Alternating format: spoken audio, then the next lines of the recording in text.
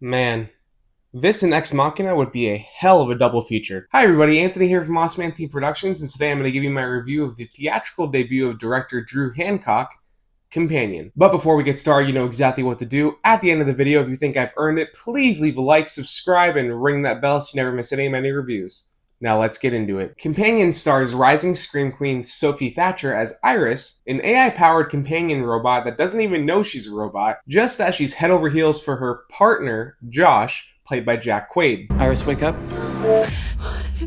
What are you doing? Shut her down already. What is she talking about, Josh? Iris and Josh are heading to a remote mansion for the weekend with their friends, including Harvey Guillen's Eli and his boyfriend Patrick, played by Lucas Gage, Megan Suri's Kat, and the guy that owns the mansion in the first place, the mysterious Russian millionaire, Sergey, played by Rupert Friend. But when Sergey gets a little too comfortable and touchy with Iris, she somehow forgoes his programming and stabs him in the neck, I didn't mean to. setting off a chain of events that will change the lives of everyone there, for better or for worse. For everyone out there that cries about a lack of Hollywood originality, myself included, don't sleep on this movie! This some serious gourmet shit. Companion has easily the most original premise I've seen in years and totally runs with it, with plenty of shocking or surprising twists and turns along the way, combined with a bit of a violent mean streak and some laugh-out-loud humor. But let's start with the performances. Sophie Thatcher has been working her way up to new Scream Queen territory between her roles in Yellow Jackets, The Boogeyman, and last year's Heretic, and I am totally here for it. She has this unassuming, good girl persona that's really played up in the beginning here, to the point where when she finally does plunge that knife into Sergey's neck, it's a total shock. And as more and more elements of the plot are revealed, along with her discovering that she's a robot,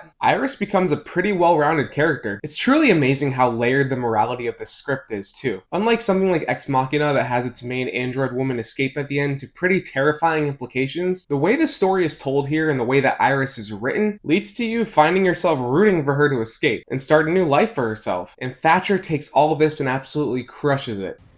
Crushed it. I mean, think about it. What if you were so obsessed with your partner that you would literally do anything and sacrifice any part of yourself to make them happy? And then suddenly your reality crashes down around you and you realize that you were just something that was created for that exact purpose. This movie really dives into that moral quandary, and you see that in the character of Iris and see the sheer amount of emotions that she goes through before she turns up her intelligence and kind of turns into a badass. Wow, Josh.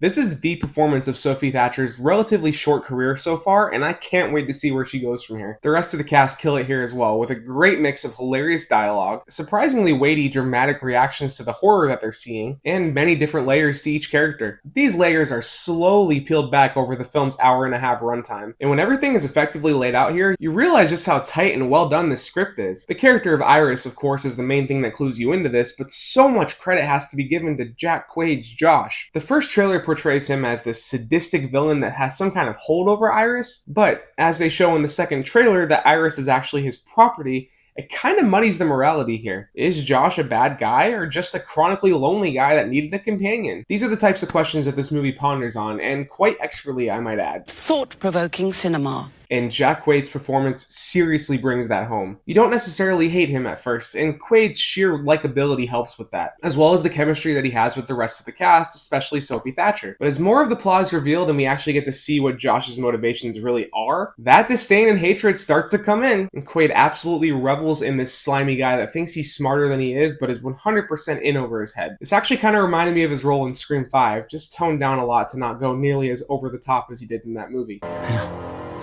It's a bummer it's me. But really was the best choice for the movie.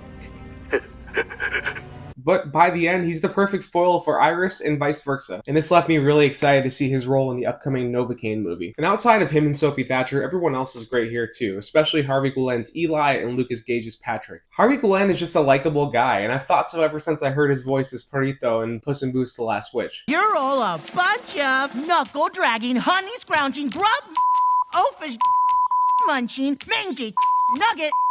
And here, him and Lucas Gage have great romantic chemistry. And Glenn also has great platonic chemistry with the rest of the cast as well. Did you jailbreak your sex bot? You really believe that him, Josh, and Megan Suri's Kat, who is also great but not really in the movie all that much to make a good opinion on her, have been friends for years. And when shit starts to hit the fan with Iris, Eli's character brings a lot of natural comedy. She's tied up inside, so she's not going anywhere.